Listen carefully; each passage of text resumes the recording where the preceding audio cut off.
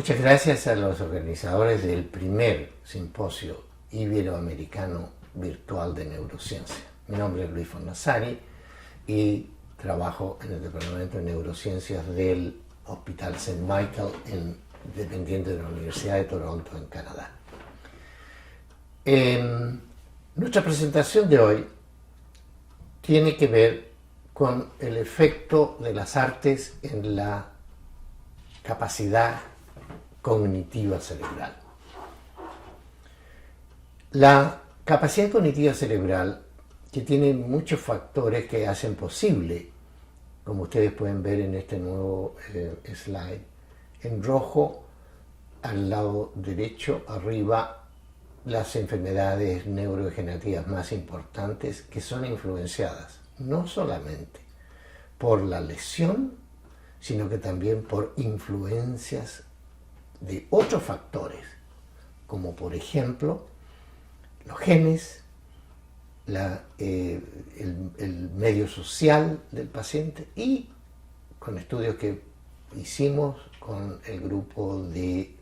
Bakers de la Universidad de Toronto, el bilingüismo. Quiero en esta vez conversar con ustedes nuestra impresión de por qué las artes, como ustedes pueden ver en un color ambiguo debajo del bilingüismo, debería ser considerada como un factor de influencia en la capacidad cognitiva cerebral. El arte, y esta es la primera manifestación artística reconocible en la neuroarqueología, tiene por lo menos 500.000 años de experiencia, pero el proceso, la formación cerebral y la formación social alrededor de ese cerebro tomó millones de años para que estas obras de arte sean posibles. En nuestra conversación tenemos que hablar de no solo el artista que crea una obra de arte, sino que al mismo tiempo los efectos que esta obra de arte desencadena en el espectador, en el auditor, en el visitante al museo, que son una combinación de sensaciones de todo tipo, asociadas de emociones de todo tipo y al mismo tiempo un conocimiento que esa obra artística desencadena en el cerebro del auditor. Tenemos que recorrer brevemente los nuevos maravillosos hallazgos de las neurociencias. En este slide, que refleja el descubrimiento de Giacomo Rizzolatti de las neuronas en espejo, que es un sistema en espejo, que en el fondo es la base de la teoría del mind, de TOM, pero que es en el fondo el leer la mente del otro ser humano.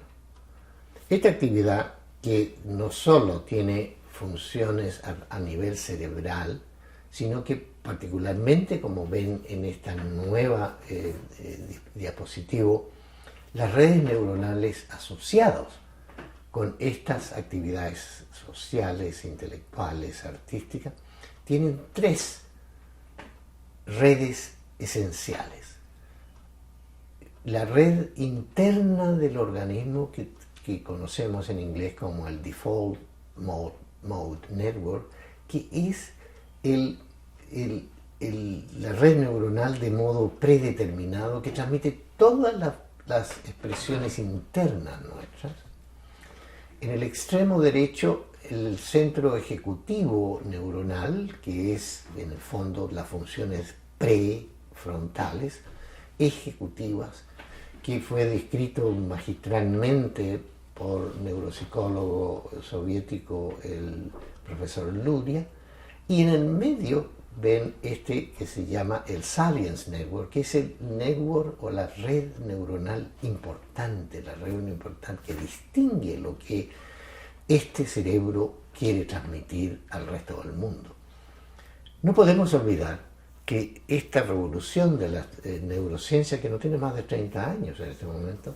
incorpora al cerebelo como un organismo importantísimo. Y eso lo sospechábamos. El cerebelo tiene más neuronas que el cerebro. Y en todas las redes neuronales, como ustedes pueden ver, el ejecutivo, el de salience, que es el importante, el distinguido, y también el predeterminado o default, todos tienen comunicación cerebelosa importantísima en sus funciones.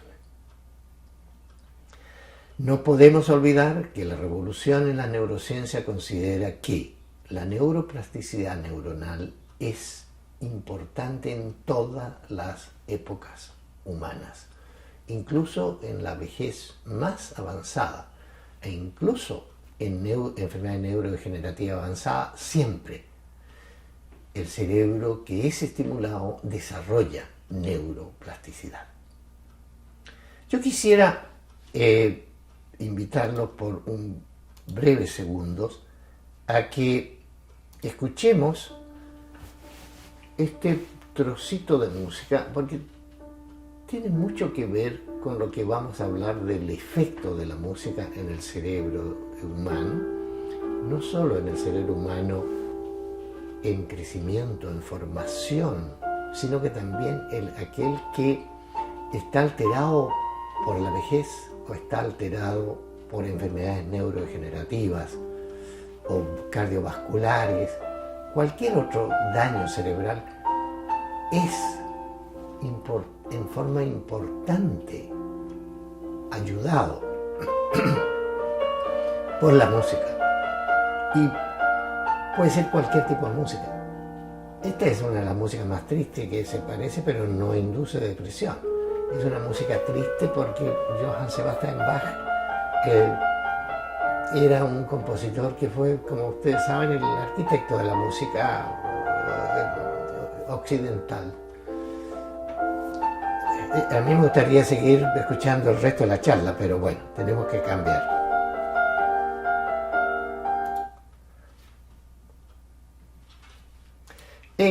La música, en el momento que ustedes estaban escuchando este pedacito de música maravilloso, vuestro cerebro, en aquellos que no son artistas, se activó, como ustedes pueden ver en las dos imágenes de este slide que estoy señalizando, activando no solo las áreas de tipo de lenguaje, sino que activando zonas de interés que, como pueden ver en los músicos entre ustedes, son áreas mucho más extensas, con mucha intercomunicación entre ellas, y en la resta, digamos, entre los músicos y no músicos, vemos las áreas cerebrales que están estimuladas. Al lado derecho, nuevos estudios que vuelven a repetir lo mismo. El escuchar pasivamente la música produce tal activación en circuitos que encontramos prácticamente que no tenían ninguna correlación entre ellos. La música no solo mejora las funciones cognitivas en los adultos mayores, la desencadena en el slide inferior izquierdo propiedades en la memoria autobiográfica. En el slide de derecha arriba facilita la función cognitiva cerebral en adultos mayores sin problemas cognitivos, y al mismo tiempo, por estudios hechos por colegas nuestras canadienses, evoca memorias autobiográficas voluntarias e involuntarias. Y la gran pregunta en el slide del centro, el tocar un instrumento reduce la incidencia de trastornos cognitivos y previene la demencia. La respuesta a todo eso es positiva. Y eso lo sabemos no solo por estos estudios modernísimos de activación cerebral cuando el músico está tocando, más en este caso, que es un estudio muy interesante en que está tocando y está cantando. Y como ustedes pueden ver, las áreas de tipo rosada es cuando ambas disciplinas, el tocar y el cantar, activan el cerebro. Y en el lado derecho, en azul y en rojo, la misma situación. Lo interesante es que al tocar un instrumento, al cantar, las áreas cerebrales que tienen que ver no con las áreas cognitivas musicales, sino que las áreas motoras también se activan. O sea, que la música, por lo antiguo de su evolución, activa al mismo tiempo áreas motoras de movimiento, que no necesariamente significan eso. Obviamente, en un estudio muy interesante, hecho en España, cuando la música es clásica, desencadena también alteraciones motoras, pero no tan importantes como cuando es reggaetón. Reggaetón estimula no solo áreas importantes cerebrales cognitivas, sino que áreas de movimiento. Y finalmente, en todo aspecto de nuestra vida, el entrenamiento musical mejora no solo la memoria verbal, mejora la sincronización cerebral, la melodía musical tiene actividades en otras áreas cerebrales y al mismo tiempo, y el tan conocido efecto Mozart, por ejemplo, los italianos hicieron también otro estudio, la Universidad de Pavia, muy activa en arte y cerebro, el efecto Vivaldi. Y la parte central, el slide en que a través de canto o música, el cerebro humano es capaz de recordar mucha mayor información que si es solamente por vía verbal o por vía escrita.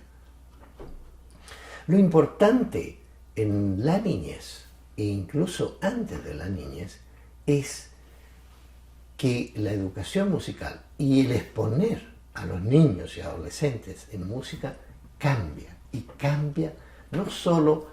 mejora el lenguaje, se ponen más ávidos en leer, mejora la matemática, mejora la actitud general, desencadena la creatividad, y hay un mensaje importantísimo,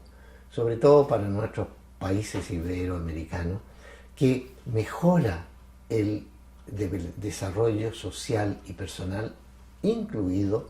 aquellos jóvenes, aquellos niños que están en situación sin privilegio, con poca educación, en general niños en situación de pobreza. Este es un estudio fantástico hecho recientemente por el grupo de Damasio, esposo y esposa, quienes, como ustedes pueden ver, es un violinista que usa absolutamente toda la influencia corporal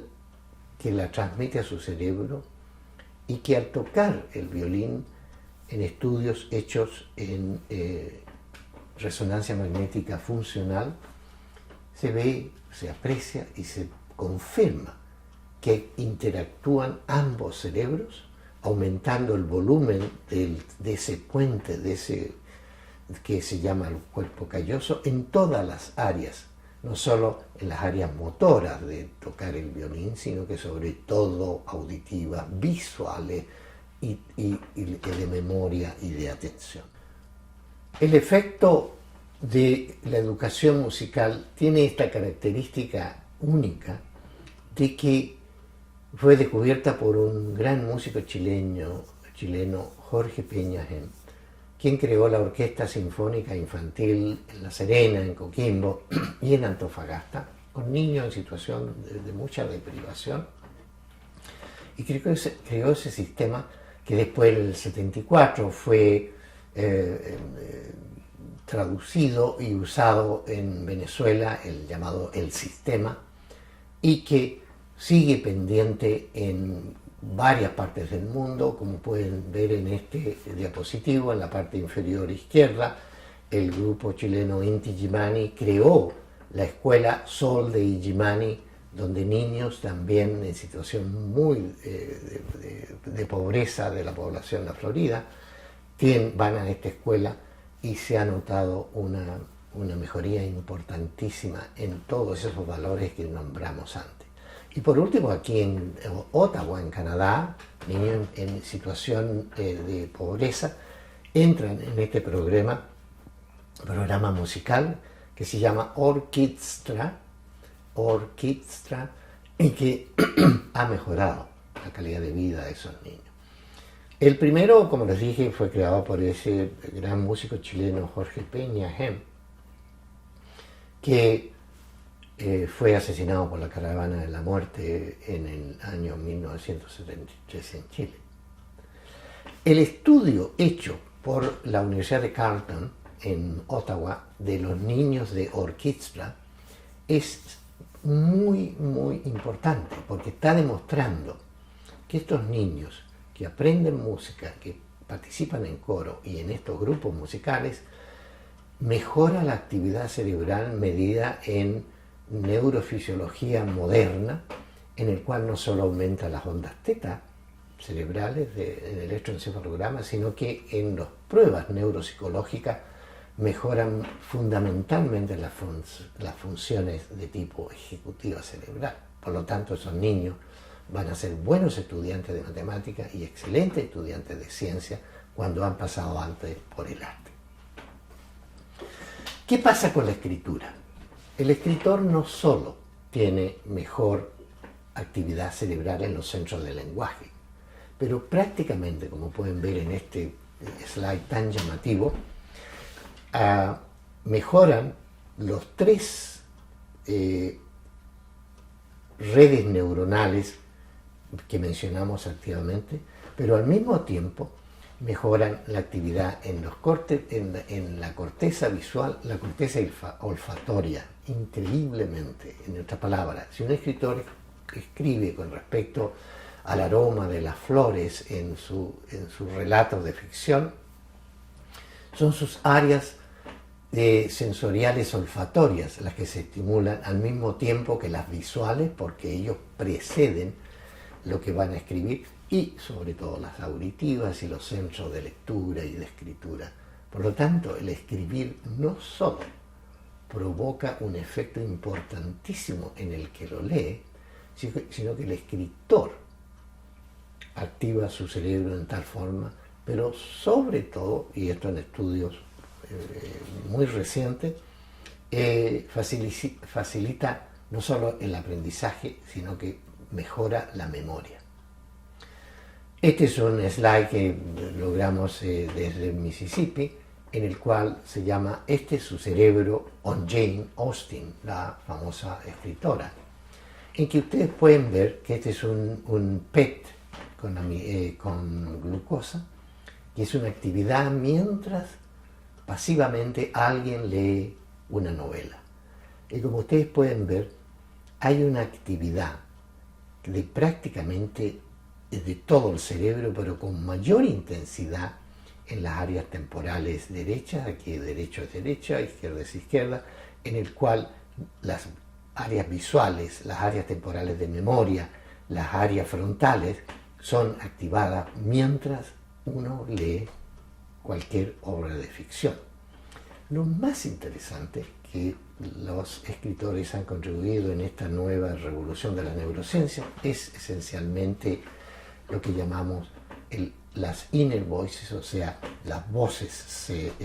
escondidas o las voces interiores, en el cual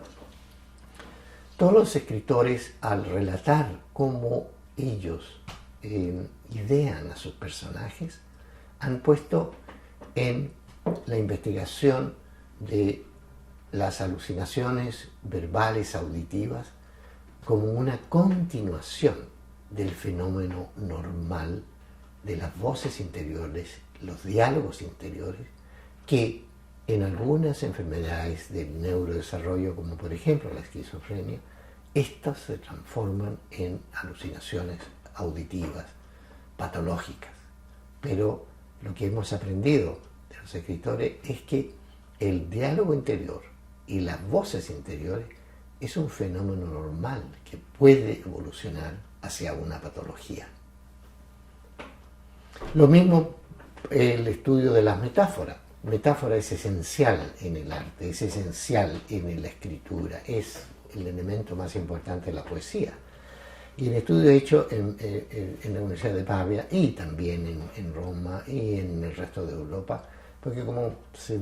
dieron cuenta en los diapositivas previas, existe una cooperación interesantísima en todos los centros del mundo en lo que se refiere al estudio del arte en su influencia cerebral. En este caso, la metáfora es no solo una proyección, en el caso de la escritura y de la lectura normal, pero al mismo tiempo activa, como pueden ver en la diapositiva derecha superior y en la diapositiva inferior, en rojo, las áreas que están activadas al usar el cerebro metafóricamente. El cerebro es capaz de activar áreas que ni soñábamos antes de estas nuevas imágenes en acción. Bueno, dejemos la música y la lectura y vayámonos al cine. Los cineastas, los directores de cine, hasta hace poco, en estudios que se habían hecho con también imagen funcional, sugerían que el director nos llevaba a través de su arte a una situación totalmente irreal, en que nosotros éramos capaces de cerrar todos los juicios, cerrar esa red neuronal que hablamos de funciones ejecutivas y dejábamos solamente funcionando el resto del cerebro en las situaciones internas emocionales, y que el producto era esta especie de vivir en una fantasía, pero gozando al máximo esta fantasía. Eso es en parte cierto en estos estudios, pero por ejemplo en un estudio que ustedes pueden ver en este nuevo slide, cuando habla de film estructurado comparado con una imagen cualquiera, el cerebro que está estructurado, que están en azul, y en azul aquí las áreas que tienen una significancia importante desde el punto de vista estadístico, activan no solo todas las áreas de tipo visual, sino como pueden ver ustedes van a las zonas más importantes de la emoción, la amígdala, la zona del cíngulo. Y lo más fascinante de todos estos nuevos estudios, y como pueden ver en el slide inferior derecho abajo, al observar una escena de una película de Leone, el bueno, el malo y el feo, hay una coordinación en los cerebros en ese cine en que más allá del 70% de esos cerebros se integran cuando están viendo una película entretenida que los saca de la realidad. Finalmente quisiera unas palabras con respecto a la escultura. ¿Qué pasa con la escultura y el cerebro? ¿Qué nos pasa cuando vemos el David? A mano derecha es una versión especial para la gente del estado de Florida, en que no se puede exhibir el David desnudo porque es inmoral. Pero bueno, independiente de esas aberraciones, el cerebro del escultor, o cualquiera que trabaje con sus manos en forma tridimensional, no solo tiene un aumento importante de la plasticidad, sino que al mismo tiempo, por usar las manos y a través de sensaciones corporales, activa no solo la percepción visual, la percepción motora somática, sino que sencillamente por este efecto de la impresión, sensación que sube y las órdenes que bajan del cerebro, que tiene una potente interacción y da una profunda, influencia en la reserva cerebral. No puedo dejar de terminar esta pequeña conversación con ustedes sugiriendo que en realidad todas nuestras escuelas deberían ser escuelas de arte, o por lo menos que en toda nuestra educación, en la niñez y en la adolescencia, arte sea incorporado en forma tan importante como ciencia, como matemática, literatura, etc. Muchas gracias.